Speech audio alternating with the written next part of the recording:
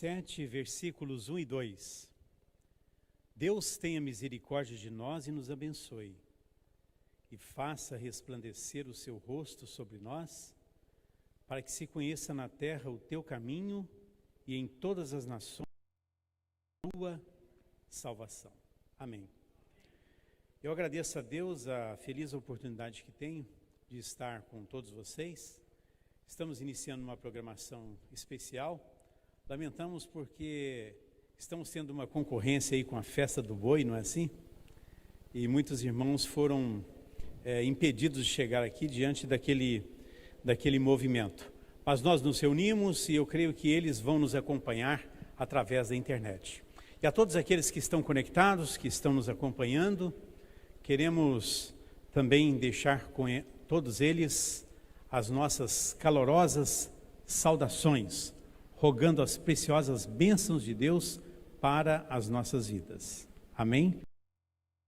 Eu quero convidar todos vocês a usarem suas Bíblias neste momento. Vamos abrir o Santo Livro, primeiro livro de Reis, capítulo 18, versículos 41 a 45. Primeiro livro de Reis, capítulo 18, versículos 41 a 45. Então disse Elias a Acabe: sobe, come e bebe, porque ruído há de uma abundante chuva. E Acabe subiu a comer e a beber, mas Elias subiu ao e se inclinou por terra e colocou o seu rosto entre os seus joelhos e disse ao seu moço: sobe agora e olha para a banda do mar. E subiu e olhou e disse: não há nada. Então disse ele: torna lá 7 vezes. E sucedeu que a 7ª vez disse: eis aqui uma pequena nuvem, como a mão de um homem subindo do mar. Então disse ele: sobe e dize a Acabe: aparelha o teu carro e desce, para que a chuva não te apanhe. E sucedeu que, entretanto, os céus se enegreceram com nuvens e vento, e veio uma grande chuva, e foi para Jezreel. Amém. Queridos irmãos, estes versículos descrevem um episódio que marcou a história de Elias no Monte Carmelo. Nós conhecemos pela geografia bíblica que o Monte Carmelo está localizado na parte norte de Israel, próximo ali do mar Mediterrâneo. Agora, o que aconteceu? Notem que esses versículos descrevem uma situação em que as chuvas desceram sobre as ressequidas terras de Israel e também houve um reavivamento espiritual quando centenas de profetas falsos dedicados a Baal e a Zera, profetas pagãos, foram então exterminados.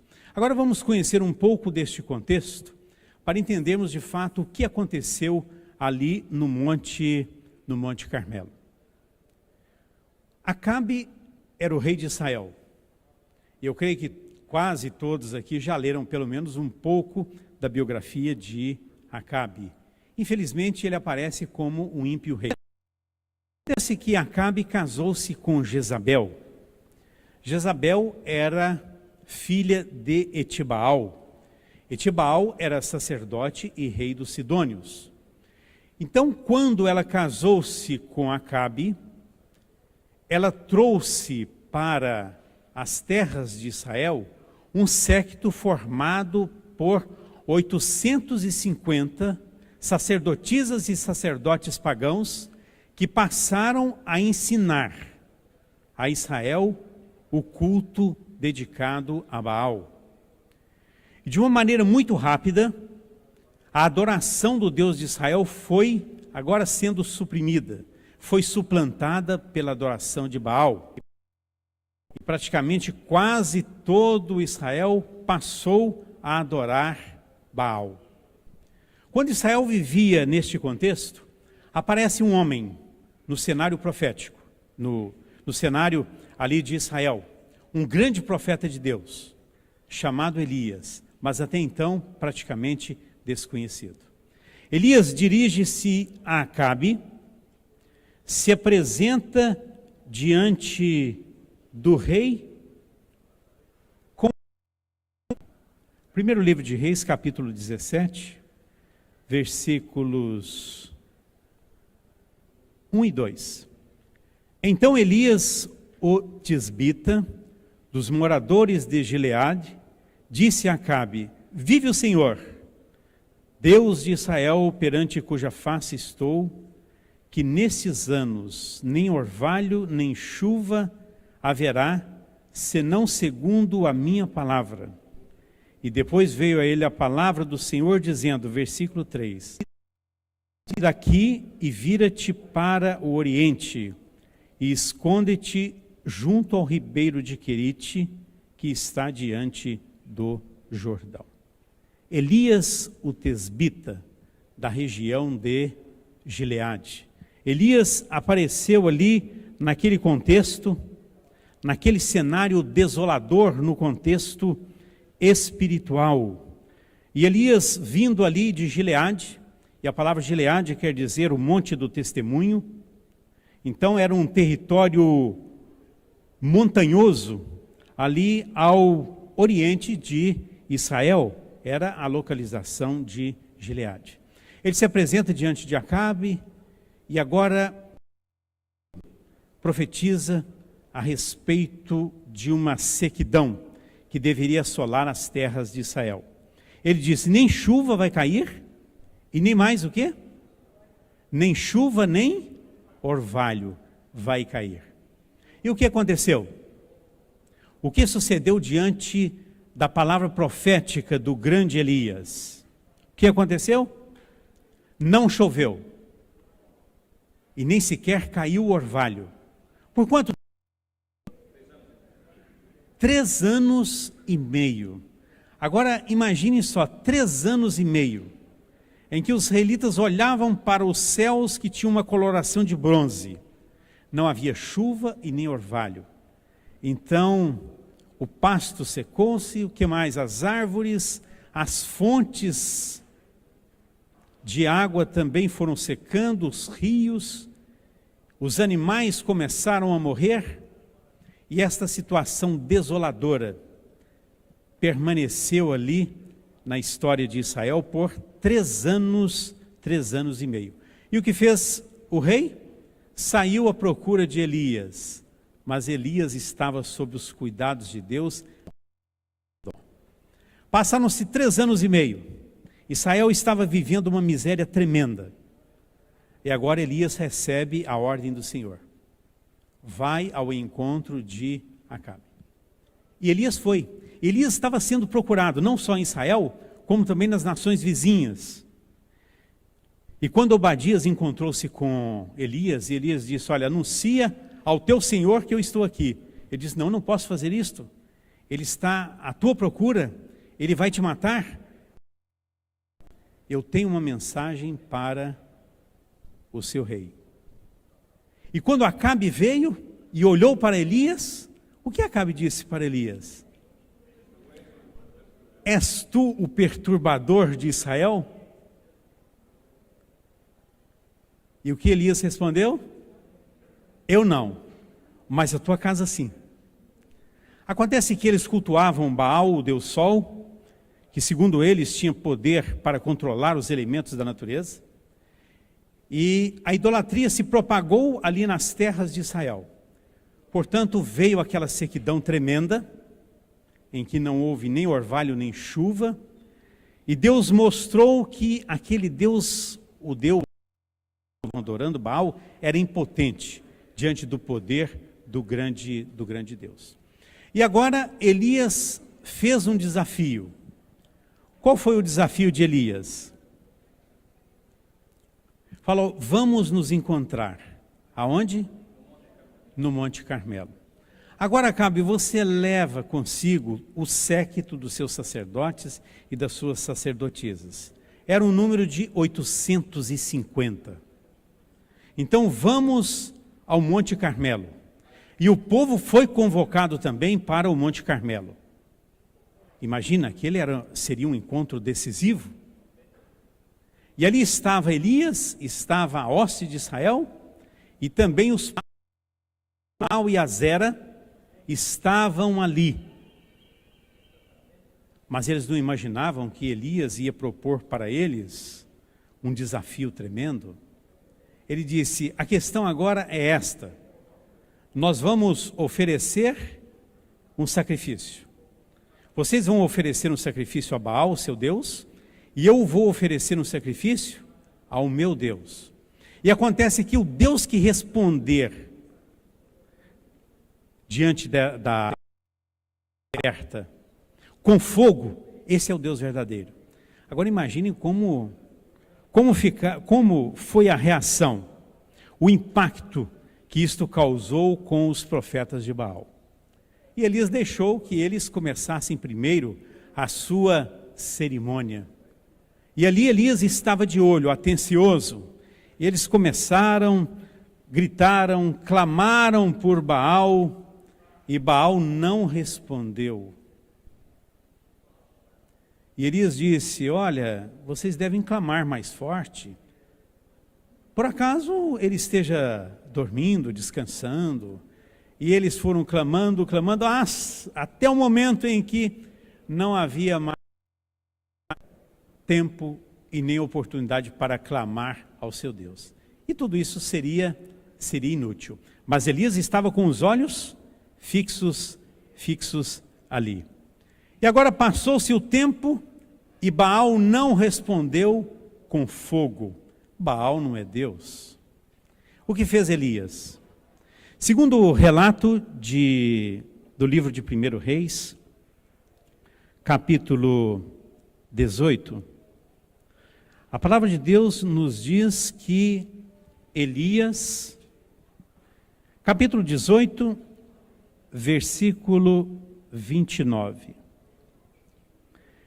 E sucedeu que, passado ao meio-dia, profetizou até que a oferta de manjares se oferecesse. Porém não houve voz, nem resposta, nem atenção alguma. Isso prosseguiu até por volta das 3 horas da tarde. Versículo 30. Então Elias disse a todo o povo: chegai-vos a mim. E todo o povo se chegou a ele. E reparou o altar do Senhor que estava quebrado. O que fez Elias?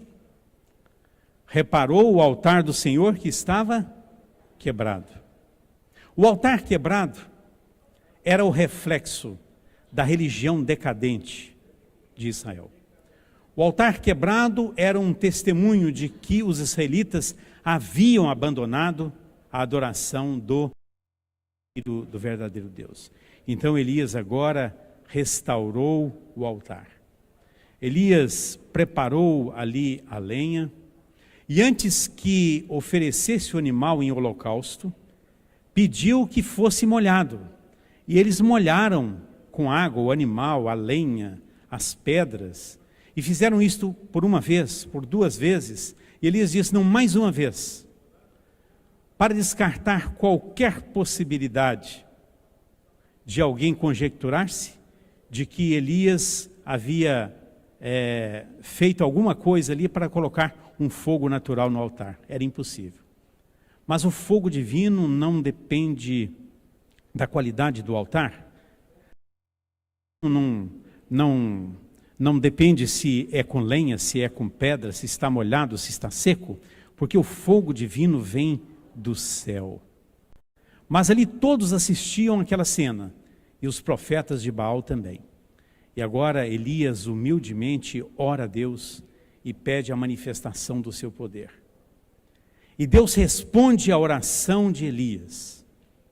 Aquele altar feio, mas que tinha sido restaurado, mas não trazia nenhuma beleza, mas aquele altar era o altar do Senhor. E Deus respondeu com fogo. Desceu fogo do céu e consumiu a oferta, e o que mais? Consumiu a lenha, as pedras, a água que ali estava consumiu tudo. E diante daquela manifestação sobrenatural do poder de Deus, o povo em uma única voz clamou: só o Senhor é Deus, só o Senhor é Deus. E como estavam os profetas de Baal agora? Bom, o desafio foi lançado, o nosso Deus não respondeu e o Deus dele respondeu por fogo. E agora, o que será de nós? Elias não perdeu a oportunidade. A Bíblia diz que o povo clamou: só o Senhor é Deus, só o Senhor é Deus. Elias agora diz: lançai mão dos profetas de Baal. A Bíblia afirma que Elias os fez descer ao ribeiro de Quizon, agora naquelas fracas correntes que já estava quase seco, e a Bíblia usa a expressão: e ali Elias os matou. Elias matou todos os profetas de Baal. Não perdeu a oportunidade. Ali começava o grande espiritual em Israel. E esse reavivamento seria marcado com a chegada das abundantes chuvas. E foi exatamente o que aconteceu. E agora, quando Elias anunciou que as chuvas iam chegar, que as chuvas iam regar as ressequidas terras de Israel, ele subiu ao monte e agora orou e clamou a Deus para que a chuva viesse. Ele orou várias vezes, ele orou com perseverança. E agora o que aconteceu? Os céus se abriram. A Bíblia diz que vieram chuvas torrenciais, chuvas que traziam bênçãos, chuvas que marcavam um grande reavivamento que começava ali no Monte Carmelo, quando Elias posicionou diante do povo como profeta de Deus, quando Deus respondeu por fogo, quando Deus realizou aquela manifestação sobrenatural do seu poder, e o povo compreendeu que só o Senhor é Deus, que só o Senhor é Deus. Hoje nós estamos vivendo em um contexto de uma grande necessidade. Qual é uma das mais urgentes necessidades da igreja hoje? É a necessidade de um reavivamento. Às vezes a nossa igreja está dormindo, fazemos as convocações missionárias, as pessoas não vêm, sabe? O povo está desanimado, sonhamos com uma igreja reavivada, mas muitas vezes estamos falando do povo, falando da igreja, espelhando-se na nossa própria experiência. Alguém disse com muita sabedoria que a igreja é um espelho que reflete a cada um os reflexos da sua própria imagem. Então, o reavivamento deve acontecer, precisa acontecer. É uma das mais urgentes necessidades da igreja. Precisamos sair aí desta sequidão espiritual, cruzar o deserto de Laodiceia, precisamos receber as bênçãos de Deus. Notem, um reavivamento. Que tipo de reavivamento? Da verdadeira piedade entre nós, eis a maior e a mais urgente de todas as necessidades. Um reavivamento da verdadeira piedade. A verdadeira piedade que nos leva a olhar aquelas práticas que nós tínhamos do primeiro amor. Quando nós conhecemos a mensagem, quando nós abraçamos a Jesus como nosso Salvador pessoal, quando nós tínhamos desejo de falar do amor de Deus, da experiência que nós tivemos com a experiência salvadora, quando nós tínhamos aquele ardente desejo de falar do Evangelho, de falar do poder de Deus para a transformação de vidas, de contar a nossa experiência, de falar o que Deus fez por nós. E agora, o calor do primeiro amor foi se esfriando. Então, esta verdadeira piedade, o calor do amor fraternal precisa ser agora atiçado em nosso meio. precisamos sentir este calor. Nós precisamos clamar a Deus. Esta é uma das mais urgentes de todas as necessidades. Agora, o reavivamento, ele está mente ligado com o quê? Com a reforma. Não existe reavivamento verdadeiro sem reforma. Andam de mãos dadas, reavivamento e reforma. Precisa haver um reavivamento e uma reforma. Notem os dois juntos, um reavivamento e uma reforma. Sob a ministração, me ajudem, todos, sob a ministração do Espírito Santo. Sob a ministração do Espírito Santo. Eu pergunto, quantos cultos, do ano passado até hoje, você já ouviu na sua igreja, falando a respeito da necessidade do Espírito Santo? Eu não quero que você diga para mim, mas avalie, quantas vezes você esteve na igreja e o pregador dirigiu uma mensagem falando da urgente necessidade de nós comungarmos com Deus e pedirmos o batismo do Espírito Santo? Quantas vezes? Creio que muitos diriam, nenhuma vez. E se passam anos e nós não falamos do Espírito Santo. E continuamos vivendo a sequidão espiritual. O Espírito Santo, nós precisamos ter uma experiência com o Espírito Santo, pedindo o batismo do Espírito Santo a cada dia, a cada momento. Agora, o que é reavivamento? Reavivamento significa renovação da vida. O que mais? Um avivamento das faculdades da mente e do coração. O que mais? Uma ressurreição da morte espiritual. Isto é reavivamento. Repetindo, renovação da vida espiritual. Avivamento das faculdades da mente e do coração. Uma ressurreição espiritual. E agora, o que é reforma? O que é reforma? Reforma significa uma reorganização, uma mudança de ideias, teorias, hábitos e também práticas. A reforma não trará o bom fruto da justiça, a menos que seja ligada com o reavivamento do Espírito. Portanto, reavivamento e reforma caminham de mãos dadas, sob a ministração do poder do Espírito Santo. E sem Espírito Santo não há reavivamento e também não há reforma. Digo-vos que deve haver entre nós um reavivamento completo.